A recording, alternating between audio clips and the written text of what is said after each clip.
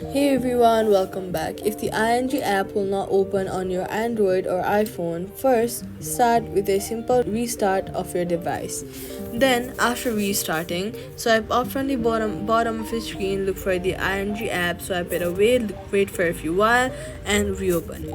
If it still does not open, go to the App Store, search for the ING app, and check for updates available in the Play Store or App Store. Updating your app ensures you have all the latest files and bug fixes, so update it. On Android, go to your phone settings, open app, select ING, and clear the app's cache. On iPhone, go to the settings app and then go to general and then scroll down, go to background app refresh and make sure background app refresh is turned on.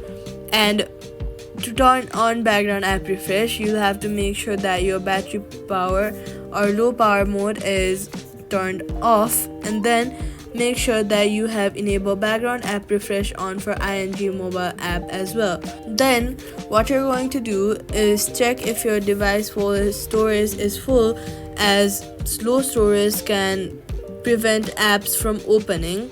If nothing works, reinstall the app and sign in again, and that's it. Subscribe for more quick fixes.